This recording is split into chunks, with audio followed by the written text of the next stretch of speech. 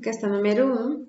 O sólido A, B, C, D, E, F, G, H, I, a seguir, possui quantos vértices, arestas e quantas faces? Então, a gente vai contar aqui, né? O vértice, a gente sabe que são esses encontros aqui. Então, cada letrinha dessa aqui corresponde a um vértice. Todos são 9, né? Então, a gente já vê de cara que vértice, nós temos um total de 9. No caso das arestas, cada linha dessa aqui corresponde a uma aresta. Então, a gente vai contando, olha que tem 4, 5, 6, 7, 8, 9, 10, 11, 12, 13, 14, 15. Então, as arestas são 15. E a face, cada desenho desse formado aqui, né, é uma face. Então, contando, nós temos, olha, 1, 2, 3, 4, 5, 6, 7, 8, contando que tem uma aqui atrás. Então, as faces são 8. Então, a resposta correta da nossa questão é a letra B. São 9 vértices. Apaguei. Pronto. 9 vértices, 15 arestas e 8 faces. Vamos para o número 2. A segunda questão, ela fala que um paralelepípedo reto, retângulo, possui 4 diagonais principais que se encontram no centro do sólido. Cada uma delas liga um vértice ao vértice tridimensionalmente oposto. Não mostra a figura. Aí fala, né, que se o sólido possui comprimento AA, largura BB e altura CC, então cada diagonal principal tem medida dada pela fórmula D igual a raiz de A ao quadrado mais B ao quadrado mais C ao quadrado. Considerando os valores de A como 12, B 15 e C 16, qual é o valor de D? Então, nós vamos jogar na fórmula da diagonal aí para achar esse valor, né? Então, o D, ele vai ser igual ao 12, que é o valor de A ao quadrado, mais 15, que é o B, ao quadrado, mais 16, que é o C, ao quadrado, tudo isso dentro aí da raiz. Então, a diagonal, vou pôr um D menorzinho, pôr um D assim, o meu D tá muito feio. Então, isso aqui vai dar, olha, 144, que é o 12 ao quadrado, mais 225, que é o 15 ao quadrado, mais 256, que é o 16 ao quadrado, tudo dentro da raiz. Então, a diagonal aqui, olha, vai dar a raiz de 625, somando todos esses valores. Então, a diagonal é a raiz de 625, que dá 25. Então, a diagonal dá 25 centímetros, gabarito correto, letra C.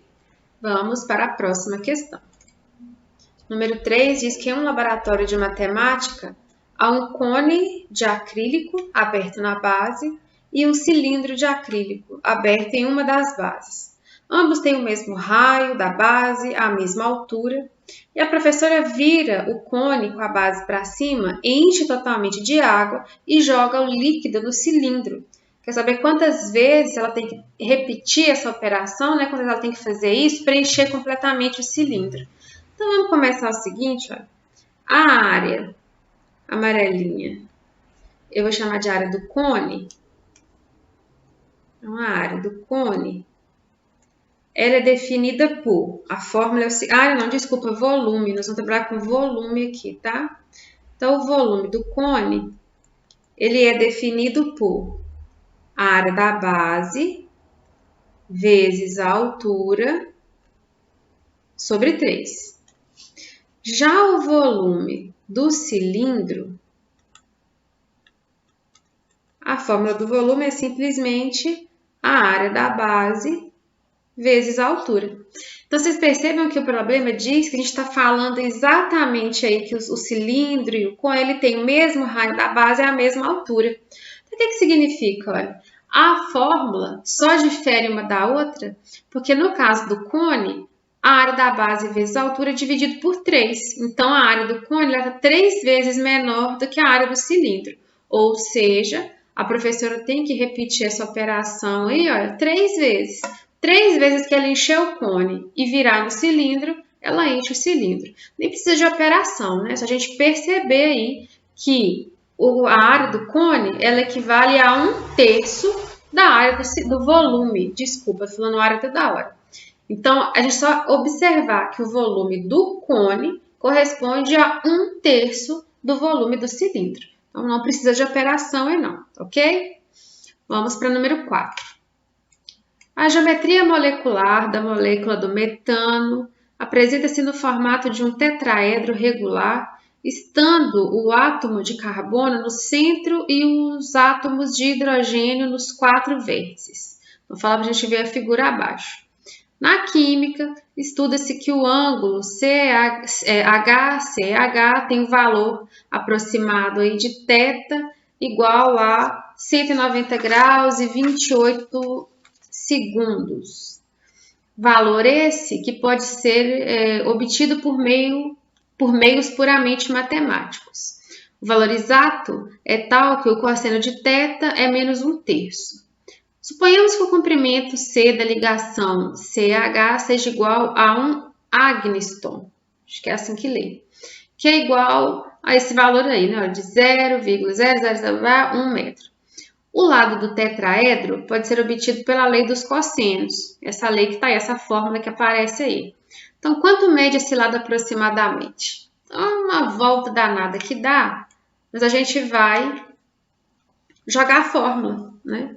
Nós vamos usar a fórmula L ao quadrado igual a C ao quadrado mais C ao quadrado menos, né? Que eu coloquei mais, mas é menos 2 vezes C vezes o cosseno do ângulo θ. E percebe que a medida que está nesse agnston, né? Então, eu vou dizer que esse C vale 1. Né? Esse valor aqui é se eu fosse transformar em metro, mas como a resposta não está em metro, esse Czinho aqui vale 1. Tem mais alguma coisa? E o cosseno também, o valor do cosseno do θ já foi dado para a gente que é menos 1/3. Então, vamos jogar tudo isso na fórmula e resolver essa fórmula aqui, ó, sem grandes problemas. Então, o L ao quadrado é igual a 1 ao quadrado mais 1 ao quadrado menos 2 vezes 1 vezes 1 vezes menos 1/3. Então, o L ao quadrado vai ser igual, aqui dá 1 mais 1, né? Dá 2. Aqui vai dar 2, menos 2 vezes menos 1, vai dar mais 2/3. Então, o L ao quadrado, a gente fazendo a soma aqui, lembrando que a fração é com denominador diferente, tá? Então, o mínimo é 3. 3 vezes 2, 6. Mais 2. Então, o L ao quadrado vai dar 8/3.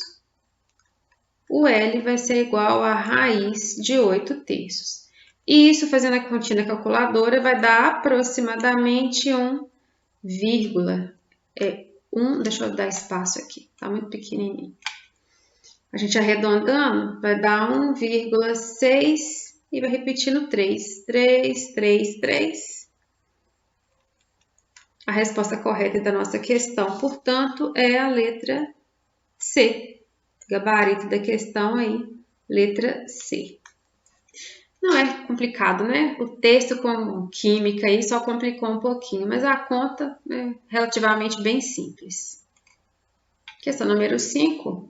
Os mapas da Terra são projeções do planeta, considerado esférico, sobre uma superfície. O pessoal da Terra plana não vai fazer essa, né? Enfim, brincadeira. Continuando, um tipo de mapa muito usado é através da projeção do Mercator, que projeta a Terra sobre um cilindro tangente à esfera e depois abre esse cilindro no formato de uma folha plana, como sugere a figura. Então, é como se fosse uma técnica, né? Para você representar aí do globo terrestre, você representar de uma forma plana o mapa do mundo aí. Aí pede para considerar que o raio da base do cilindro é igual ao raio da Terra e que a altura do cilindro é igual ao diâmetro da Terra. A área lateral do cilindro de raio R e a altura H é dada por, então colocou a LC, né? Está falando do cilindro, é de 2πrh. E a área da superfície esférica de raio R é dada por A igual a 4πrh ao quadrado. Então, qual é a razão da área lateral do cilindro e da superfície esférica? Bom, na verdade, nós vamos fazer uma pequena correção aqui, porque essa área esférica, a fórmula correta, ela vai ser A, vou colocar SE, né, que é da superfície esférica, é igual a 4πr ao quadrado, e não h ao quadrado como está lá. Né? Então, você quer saber aí, para a gente responder, né, qual é a razão? A razão é divisão, é uma medida sobre a outra. Então, vou fazer aqui em cima, vamos fazer a razão aqui. Ela vai ser de 2πrh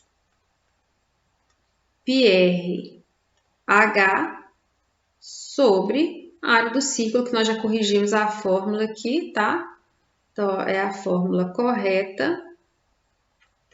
Corrijam aí no pad de vocês. Então, vai ser sobre 4πr ao quadrado. E a gente vai só simplificar aqui, ó. Eu corto 2 com 4, aqui sobra 2. O π com π sobra 1. O r com r ao quadrado, vai sobrar um r e sobra o h. Então, a gente vai ter h sobre 2r. Só que a gente já viu aqui também no problema, ó, que esse h, né, essa altura h, equivale a 2 vezes o raio, né, equivale ao diâmetro da Terra. Então, é 2 vezes o raio. Então, vou substituir esse h aqui por 2r. Então, a gente tem 2r sobre 2r, o número dividido por ele mesmo dá 1. Então, nossa resposta correta aí, ó, já é a letra A. O gabarito correto, letra A. A razão aí que está falando na questão é 1. Então, assim a gente encerra.